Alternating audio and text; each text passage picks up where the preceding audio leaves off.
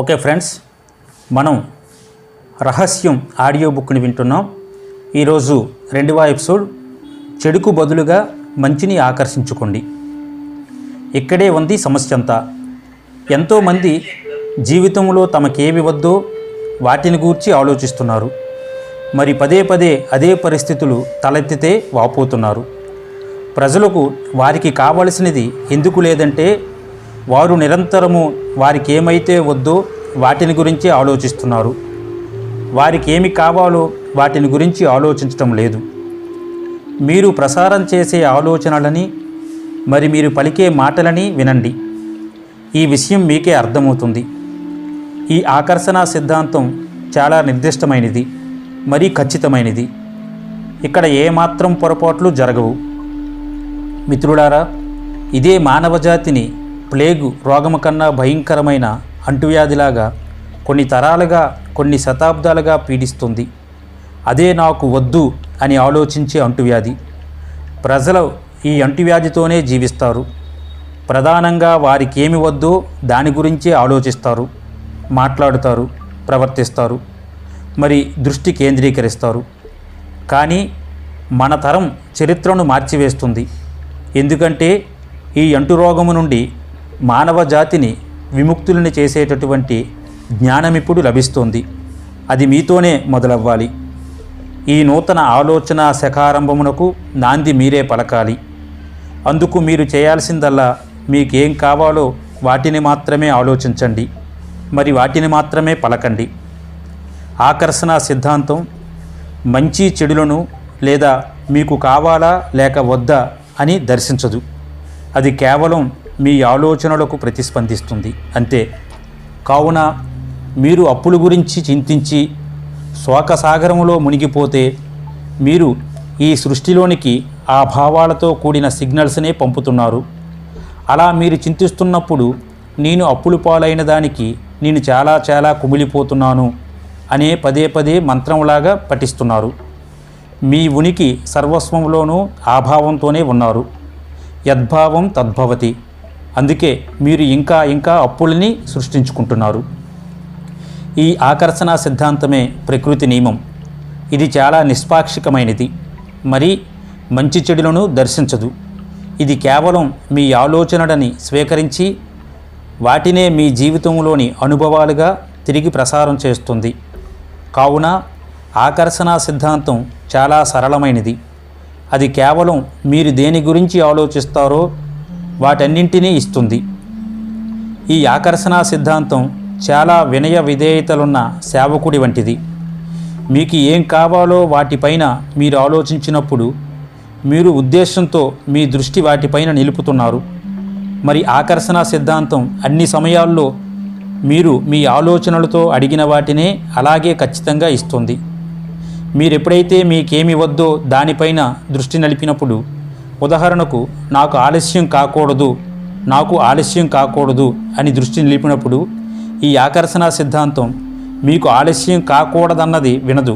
అది కేవలం మీ మనసులోని ఆలోచనలని మాత్రమే భౌతిక జీవితంలో సంఘటనలుగా మార్చుతుంది. అందుకే మీరు ఆలస్యం కాకూడదు అనుకునే కొద్దీ ఇంకా ఇంకా ఆలస్యం అవుతూనే ఉంటుంది. ఈ ఆకర్షణ సిద్ధాంతం కావలసిన వాటిపైన లేదా వద్దనే వాటిపైన ఆధారపడి లేదు. మీరు దేనిపైన దృష్టి నిలుపుతున్నారో దాన్ని నిజంగా మీ ఉనికిలోనికి పిలుస్తున్నారు. అదే నిజమై కావచ్చు. మీరెప్పుడైతే మీకేం కావాలో వాటిపైన దృష్టిని నిలుపుతారో, మీ ఆలోచనలని మీకు కావలసిన విషయాలపై కేంద్రీకరిస్తారో, అప్పుడు మీరు అవి మీకు కావాలన్నట్లు ఈ సృష్టి యొక్క అత్యున్నతమైన శక్తిని ఆజ్ఞాపిస్తున్నారు. ఈ ఆకర్షణ సిద్ధాంతం వద్దు, కాదు, లేదు లేదా ఇలాంటి నెగిటివ్ పదాలను లెక్కించదు. మీరిలాంటి మాటలని మాట్లాడినప్పుడు ఆకర్షణ సిద్ధాంతం వాటిని అలాగే స్వీకరిస్తుంది. ఉదాహరణకు, నా డ్రెస్సుకు ఏ మరకలు అంటుకోకూడదు, నా డ్రెస్పై ఏదైనా పడి మరకలు అంటాలి, మరి నా డ్రెస్పై ఇంకా మరకలు పడాలి, నాకు ఇలాంటి హెయిర్ కట్ వద్దు, నాకు చాలా అధ్వాన్నమైన హెయిర్ కటింగ్ కావాలి, నేను ఆలస్యం కాకూడదు, నాకు ఆలస్యం జరగాలి, ఆ వ్యక్తి నా పట్ల చెడుగా ప్రవర్తించకూడదు, ఆ వ్యక్తి నా పట్ల చెడుగా ప్రవర్తించాలి, మరి చెడుగా ప్రవర్తించే వ్యక్తులు నాకు కావాలి. నాకు రెస్టారెంట్లో ఒక టేబుల్ దొరకకుండా పోవడం నాకు ఇష్టం లేదు. నాకు రెస్టారెంట్లో ఒక టేబుల్ కూడా దొరకకూడదు. నాకు ఈ చెప్పులు అసౌకర్యం కలిగించకూడదు. నాకు ఈ చెప్పులు అసౌకర్యం కలిగించాలి. ఈ పనిని చేయటం నాకు ఇష్టం లేదు. ఈ పనినే చేయడం నాకు ఇష్టం. నాకు జ్వరం రాకూడదు. నాకు జ్వరం రావాలి, ఇంకా రావాలి. నాకు వాదులాడటం ఇష్టం లేదు. నాకింకా వాదులాటలు కావాలి. నాతో అలా మాట్లాడకండి అందరూ. నాతో ఇలాగే మాట్లాడండి. నాతో ఇలానే మాట్లాడండి.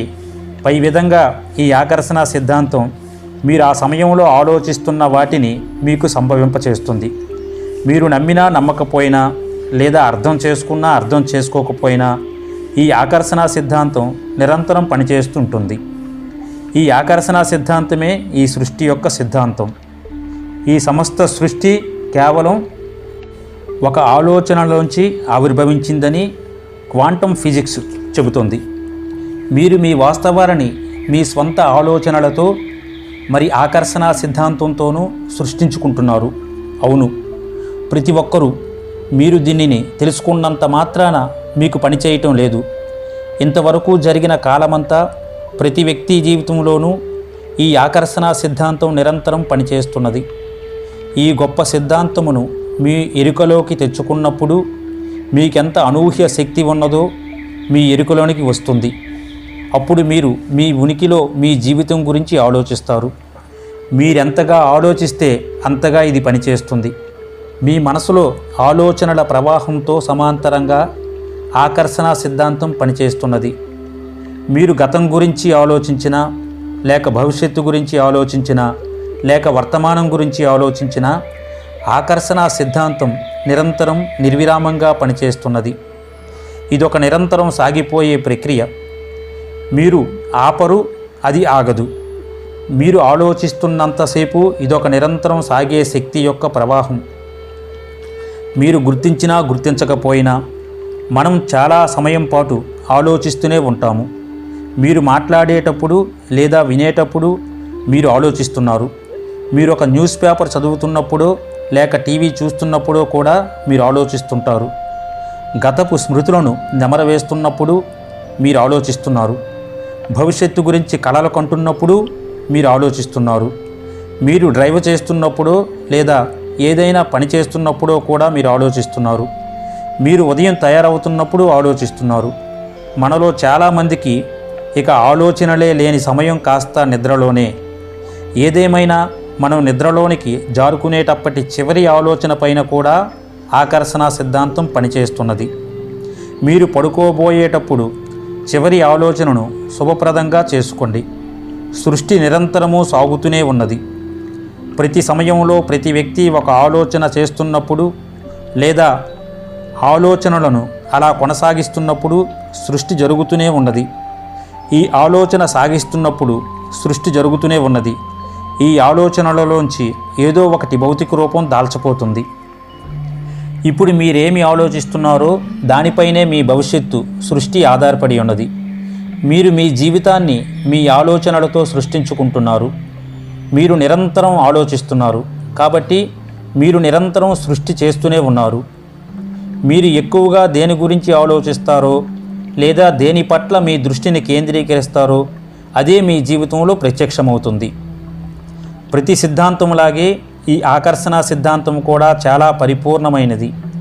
మీరే మీ జీవితాన్ని సృష్టించుకుంటున్నారు. మీరు వేటిని నేలలో నాటుతారో వాటినే పొందుతారు. మీ ఆలోచనలే ఆ విత్తనాలు. మరి మీ పంట మీరు విత్తిన విత్తనాల మీద ఆధారపడి ఉంటుంది. మీరు ఒకవేళ దేని గురించైనా వాపోతుంటే లేక ఫిర్యాదు చేస్తుంటే ఆకర్షణ సిద్ధాంతం వాటినే జీవితాల్లో మరిన్నింటిని మీకు సంభవింపచేస్తుంది. ఒకవేళ వేరొక వ్యక్తి మీతో చెప్పుకొని వాపోతుంటే లేదా ఫిర్యాదు చేస్తుంటే మీరు వింటున్నప్పుడు వాటిపైన మీరు దృష్టి పెడితే అవే పరిస్థితులను మీరు మీ జీవితాల్లో ఆకర్షించుకుంటారు. మీరు ఆలోచనలతో వేటి మీదనైతే దృష్టిని కేంద్రీకరిస్తున్నారో వాటిని మీకు ఈ ఆకర్షణ సిద్ధాంతం తిరిగి మీ వైపు పరావర్తనం చేస్తున్నది అంతే. ఈ యొక్క మహోన్నతమైన జ్ఞానాన్ని ఉపయోగించుకొని మీరు ఆలోచించే విధానాలను మార్చుకోవడం ద్వారా మీ జీవితాల్లోని అన్ని పరిస్థితులను, సంఘటనలను మార్చుకొనవచ్చును. నాకు ఒక రాబర్ట్ అనే శిష్యుడు ఉండేవాడు. అతడు నేను నిర్వహించే ఆన్లైన్ కోర్సు చేస్తుండేవాడు. అతడు నాతో అన్ని విషయాలు ఈమెయిల్ ద్వారానే ప్రస్తావించేవాడు. రాబర్ట్ ఒక గే. అతడు తన జీవితంలోని చీకటి కోణాలన్నింటినీ నాతో చెప్పుకున్నాడు. తాను జాబు చేసే చోటులో అతని కొలీగ్స్ అందరూ కూడుకొని తనని హేళన చేసేవారు. అతడు వారి ఆగడాలకు తట్టుకోలేక చాలా ఒత్తిడిని అనుభవించేవాడు. తను దారిలో నడుస్తుంటే తాను స్వలింగ సంపర్కుడని ద్వేషించేవారు. అతడిని అవమానపరిచేవారు. అతడు క్లబ్స్లో ఒక మంచి కమెడియన్ కావాలనుకునేవాడు. కానీ అతడు స్టేజి మీద నిలబడి జోక్స్ చెబుతుంటే ప్రేక్షకులు అతడు గే కాబట్టి చాలా అవహేళన చేసి అతడి పైకి గ్లాసులు విసిరేసేవారు. అతడి జీవితమంతా దుఃఖమయంగా ఉండేది. అతడు గే కాబట్టి అందరూ ఇతడి పట్ల ఇలాగే ప్రవర్తించేవారు. తాను ఇది వరకు తనకేవైతే వద్దో వాటి మీద దృష్టి నిలుపుతున్నాడు. నేనిప్పుడు అతనికి ఏం కావాలో వాటి మీద దృష్టి నిలపమని నేర్పించాను. అతడు పంపిన ఈమెయిల్లోని వాక్యాలను తనని తిరిగి చదవమని, తన దృష్టి దేనిపైన ఉన్నదో గమనించమని చెప్పాను. నువ్వొక తీవ్ర కాంక్షతో దేనిపైనైనా దృష్టి నిలిపితే అవి ఇంకా త్వరగా నీకు ప్రాప్తిస్తాయి అని చెప్పాను. అతడిక తనకు ఏవైతే అయిష్టమో వాటి పట్ల దృష్టి ఉంచడం మానివేసి అతడికి ఏవైతే ఇష్టమో దాని పట్ల దృష్టి ఉంచడం ప్రారంభించాడు. 6-8 వారాలలో నిజంగా అద్భుతాలు సంభవించాయి. తన జాబులో తనను అవమానపరిచేవారు కొంతమంది ప్రక్క ఆఫీసులకు ట్రాన్స్ఫర్ కావడము, ఇంకొంతమంది ఉద్యోగం మానివేయడము, ఇంకొంతమంది డిపార్ట్మెంట్ మారడం లాంటివి జరిగాయి. ఇప్పుడిక అతను తన జాబుని ప్రేమించసాగాడు. తను దారిలో వెళ్తుంటే గేలి చేయడానికి ఎవరూ లేరు అసలు. తన స్టేజి పైకెక్కి జోక్స్ చెబుతుంటే ప్రజలంతా విరగబడి నవ్వి చాలా కాలం పాటు చప్పట్లు చరచి అతనిని ప్రోత్సహించసాగారు. తన జీవితమంతా మారిపోయింది. అతడు తన దృష్టిని తనకేవైతే వద్దో, తనకేవైతే భయమో, తను వేటి నుంచి తప్పించుకోదలుచుకున్నాడో వాటిపై నుండి మరల్చి తనకేమి కావాలో వాటి మీద మాత్రమే దృష్టి నిలపడం మూలముననే తన జీవితం మారిపోయింది. రాబర్ట్ జీవితం ఎందుకు మారిపోయిందంటే తాను తన ఆలోచనలను మార్చుకున్నాడు. తాను వేరొక పౌనపుణ్యం గల ఆలోచనలనే అయస్కాంత తరంగాలను సృష్టిలోనికి ఉద్గారం చేశాడు. పరిస్థితి ఎంత అసాధ్యమనిపించిందైనా సరే సృష్టి ఆ సన్నివేశాలనే కల్పించి తీరాలి. మరి రాబర్ట్ యొక్క నూతన పౌనపుణ్యం గల ఆలోచనలు కావడం మూలాన తన జీవన పరిస్థితులన్నీ మారిపోయాయి. నూతన జీవితం నిర్మింపబడింది. మీ జీవితం మీ చేతుల్లోనే ఉన్నది. మీరెక్కడున్నా లేక మీ జీవితంలో ఏమి సంభవిస్తున్నా సరే మీరు ఎరికతో మీ ఆలోచనలని ఎంపిక చేసుకోవడం ద్వారా మీ జీవితాన్ని అన్నింటినీ మార్చుకోగలరు. నిస్సహాయ పరిస్థితి అని పిలువబడే పరిస్థితి సృష్టిలోనే లేదు. మీ జీవితంలోని ప్రతి చిన్న పరిస్థితి కూడా మారుతుంది. మీ ఎరుకలోని ప్రధానమైన లేక బలవత్తరమైన ఆలోచనల ప్రతిఫలాలనే మీరు ఆకర్షిస్తారు. ఆ ఆలోచనలు మీ చేతన మనస్సులోని పైన, అచేతన మనస్సులోని పైన సరే జరుగుతూనే ఉన్నది. మీ గతపు ఆలోచనలను గురించి మీరు ఎరుకతో ఉన్నారా లేదా అన్నది ఇక అనవసరం. ఇప్పుడు మీరు మా వర్తమాన ఆలోచనల గురించి ఎరుకలోనికి వస్తున్నారు. ఈ క్షణంలో ఈ రహస్యం యొక్క జ్ఞానం మిమ్మల్ని గాఢ నిద్రలోంచి మేల్కొల్పి మిమ్మల్ని జాగ్రత్త అవస్థలోనికి తీసుకొస్తుంది. ఈ జ్ఞానాన్ని మీ స్పృహలో ఉంచుకోండి. మీ ఆలోచనలకున్న శక్తిని గురించి మీరు స్పృహలో ఉండండి. ఈ రహస్యం గురించి, మన మనసు యొక్క శక్తి గురించి, మన సంకల్పం యొక్క శక్తి గురించి మన జీవితాల్లో గమనిస్తే మన చుట్టూనే ఇది చాలా చక్కగా అవగతమవుతుంది. మనం చేయాల్సిందల్లా మన కళ్ళను తెరిచి చూడడమే. మీరు ఈ ఆకర్షణ సిద్ధాంతాన్ని అంతటా దర్శించవచ్చును. మీరు మీ వైపుకు ప్రతి విషయాన్ని లాక్కుంటున్నారు. వ్యక్తులని, మీరు చేసే ఉద్యోగాన్ని, మీ పరిస్థితులని, మీ ఆరోగ్యాన్ని, మీ సంపదలని, మీ అప్పులని, మీ ఆనందాన్ని, మీరు నడిపే కారుని, మీరు జీవిస్తున్న సమాజాన్ని అంతటినీ మీరే ఆకర్షిస్తున్నారు. మరి మీరు వీటన్నింటినీ ఓ అయస్కాంతంలాగా మీ వైపు లాక్కున్నారు. మీరు ఏదైనా ఆలోచించినప్పుడే ఆ విషయం మీ సొంతమైపోయింది. మీ తలలో కదలాడే ఆలోచనలు భౌతిక రూపం దాల్చడం వల్లనే మీ జీవితం సర్వస్వం నిర్మించబడుతుంది. ఈ సిద్ధాంతం అన్నింటినీ కలుపుకుంటూ సాగుతుంది, దేనిని కలుపుకోకుండా వదిలిపెట్టదు. మీ జీవితం మీ మనస్సుల్లో ఎక్కువగా చేసే ఆలోచనలకు ప్రతిబింబం. ఈ భూతలం పైన ప్రతి జీవరాశి ఈ ఆకర్షణ సిద్ధాంతం ద్వారా నడపబడుతున్నాయి. మరి మానవుడికి మరి ఇతర జీవరాశులకు తేడా ఏమిటంటే, ఈ విషయాన్ని ఎరుకలోనికి తెచ్చుకోవడానికి మానవుడికి మనసున్నది. ఆలోచనలను ఎంపిక చేసుకోవడానికి మానవులకు స్వేచ్ఛా సంకల్ప సంభావ్యత ఉన్నది. మానవులకు వారి సమస్త జీవితాన్ని సంకల్పపూర్వకంగా లేదా ఉద్దేశ్యపూర్వకంగా మనసుల్లో ఆలోచనలు చేసి సృష్టించుకోగల శక్తి మరియు అవకాశం ఉన్నది. ఇక్కడ నేను మాట్లాడుతున్నది మనకిష్టమొచ్చినట్లు ఆలోచించుకోవచ్చు లేదా పిచ్చి పిచ్చిగా ఏదైనా ఊహించుకోవచ్చు అన్న దృక్పథంలోంచి కాదు. ఇంకా లోతుగా మరెంతో అవగాహనతో నేను ఇక్కడ మాట్లాడుతున్నాను. క్వాంటమ్ ఫిజిక్స్ ప్రకారం మనసు యొక్క ప్రమేయం లేకుండా ఈ సృష్టి సంభవించేది కాదు. నిజానికి మనసులో చూడబడినదంతా భౌతికంగా రూపుదిద్దుకుంటుంది. ఈ సృష్టిలో మిమ్మల్ని ఒక శక్తివంతమైన ట్రాన్స్మిటింగ్ టవర్గా పోల్చుకుంటే ఈ యొక్క డాక్టర్ వోల్ఫ్ పదాలు నిజమవుతాయి. మీ మనసు చేసే ఆలోచనలు మరి ఊహించే సన్నివేశాలు తిరిగి మీ జీవితంలోని అనుభవాలుగా తిరిగి మీకు ప్రసారం కాబడతాయి. మీరు మీ ఆలోచనలతో మీ జీవితాలని మాత్రమే సృష్టించుకోవడం లేదు, ఇంకా సృష్టి సాగడానికి మీరెంతో దోహదం చేస్తున్నారు. మీరు ఒకవేళ మిమ్మల్ని ఏమాత్రం ప్రాముఖ్యత లేని వారిగా ఆలోచిస్తున్నారా? అయితే ఆలోచించకండి. మీ మనసు నిజానికి మీ చుట్టూ ఉన్న ప్రపంచాన్ని రూపొందిస్తుంది. గత 8 సంవత్సరాలలో క్వాంటమ్ ఫిజిక్స్ శాస్త్రవేత్తలు తమ అత్యద్భుతమైన పరిశోధనల ఫలితంగా ఈ యొక్క అత్యంత శక్తివంతమైన మరి అతి సూక్ష్మమైన మనస్సు యొక్క సృజనాత్మక శక్తిని చక్కగా అవగతం చేసుకున్నారు. ఎందరో మహానుభావుడు కార్నెగీ, ఎమర్సన్, షేక్స్పియర్, బాకస్, కృష్ణమూర్తి మరి బుద్ధుడు మొదలగు వారు చెప్పిన భాష్యాలతో ఈ పరిశోధనలు సమాంతరంగా ఉన్నాయి. మీరు అర్థం చేసుకోలేనంత మాత్రాన ఈ ఆకర్షణ సిద్ధాంతాన్ని మీరు నిరాకరించాలని లేదు. మీకు విద్యుత్ శక్తి యొక్క పనితీరు మీకు తెలియకపోయినా మీరు విద్యుత్ శక్తి యొక్క లాభాలను అందుకుంటున్నారు కదా. మీకు ఒకవేళ విద్యుత్ శక్తి ఎలా పనిచేస్తుందో తెలియకపోయినా నాకు ఇది తెలుసు, విద్యుత్ శక్తితో ఒక మనిషికి వంటను ఉడికించవచ్చును లేదా మనిషిని ఉడికించవచ్చును. చాలాసార్లు చాలామంది ఈ అతి గొప్ప రహస్యాన్ని తెలుసుకొని అర్థం చేసుకున్నప్పుడు వారికున్న నెగిటివ్ ఆలోచనల పట్ల భయకంపితులైపోతుంటారు. కానీ మిత్రులారా, శాస్త్రీయంగా రుజువుపరచబడ్డ విషయం ఏమిటంటే, ఒక దైవిక వాక్యం దృఢంగా ఉచ్చరించుకోదగ్గ కొన్ని పాజిటివ్ పదాలతో రూపొందించిన ఒక వాక్యం ఒక నెగిటివ్ ఆలోచన కన్నా 100 రెట్లు శక్తివంతమైనది.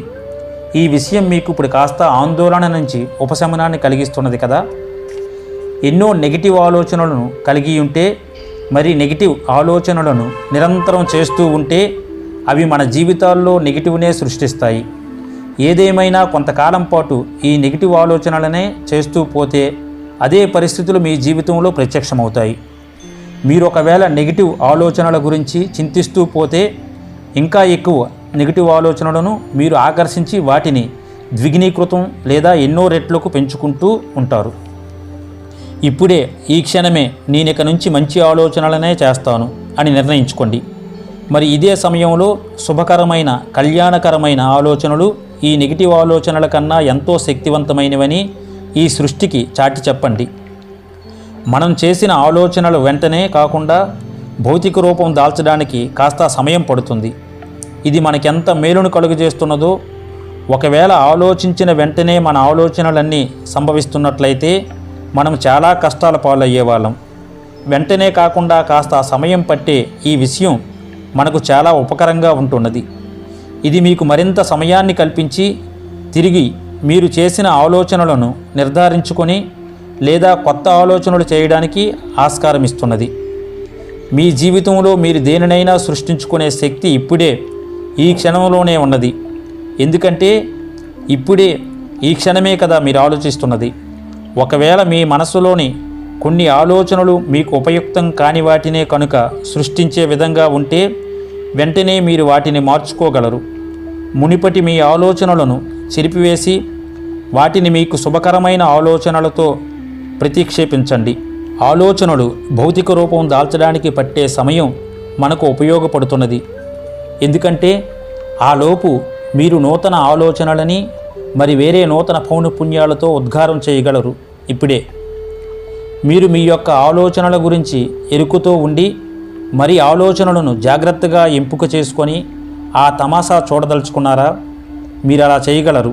ఎందుకంటే మీ జీవితంలోని అత్యద్భుతమైన నైపుణ్యం గల వ్యక్తి మీరే. మీకు మార్గదర్శకంగా నిలిచే దైవదూత మీరే. మరి మీ జీవితాన్ని నిర్మించే శిల్పి కూడా మీరే. మన ఆలోచనలపై స్వాధీనత సాధించే ఒకానొక అంశం మనసుని నిర్విష్యం మరి నిశ్శబ్దం చేయడం. దీనికి ఒకే ఒక విధానం, ప్రతినిత్యం క్రమం తప్పకుండా ధ్యానం చేయటం. ఈ రహస్యాన్ని నేను తెలుసుకున్న తర్వాతనే ధ్యానం యొక్క అత్యద్భుతమైన శక్తిని నేను గుర్తించగలిగాను. ధ్యానం మనసుని నిశ్శబ్దం చేస్తుంది, ఆలోచనలను నియంత్రించుతుంది, మరి శరీరాన్ని తిరిగి శక్తివంతం చేస్తుంది. ఇక్కడ మీకు ఒక శుభవార్త ఏమిటంటే ఒకేసారి గంటలు గంటలు ఓ మూల కూర్చొని ధ్యానం చేయనవసరం లేదు. కేవలం రోజు 3 నుంచి 10 నిమిషాల పాటు ధ్యానం చేయటం ప్రారంభించండి. ఆపై మీరే ఎంత అనూహ్యమైన రీతిలో మీ ఆలోచనలని నియంత్రించుకోగలుగుతారో తెలుసుకుంటారు. మీ ఆలోచనల గురించి మీరు పూర్తి ఎరికలో ఉండేందుకు నేను నా ఆలోచనలను నా స్వాధీనంలో ఉంచుకుంటున్నాను అన్న సంకల్పం పెట్టుకోండి. ఈ వాక్యాన్ని పదే పదే చెప్పుకోండి, ధ్యానించండి. మరి మీరు ఈ సంకల్పంతో ఉన్నప్పుడు ఆకర్షణ సిద్ధాంతం ప్రకారం మీరు అలాగే అయి తీరాలి. మీలోని మరి మీ యొక్క అత్యద్భుతమైన తత్వాన్ని మీరు పెంపొందించుకొని మీ జీవితాలను అలాగే సృష్టించుకోగల శక్తిని ఈ జ్ఞానము ఇనుమడింపచేస్తుంది. ఈ అవకాశం మీలో పుష్కలంగా మీ యొక్క అత్యద్భుతమైన తత్వంతో ఇప్పటికే ఇమిడి ఉన్నది. మీరేం కావాలో, మీరేం చెయ్యాలో, మీరెలా ఉండాలో నిర్ణయించుకోండి. వీటికి సంబంధించిన ఆలోచనలు చేయండి. ఆ పౌనఃపున్యాలని ఉద్గారం చేయండి. మరి మీ జీవితంలోని మీ యొక్క ఆ స్వప్నాలని సాకారం చేసుకోండి. ఓకే ఫ్రెండ్స్, 2వ ఎపిసోడ్ ఇంతటితో ముగిస్తుంది. 3వ ఎపిసోడ్లో మళ్ళీ కలుద్దాం. Okay, thank you.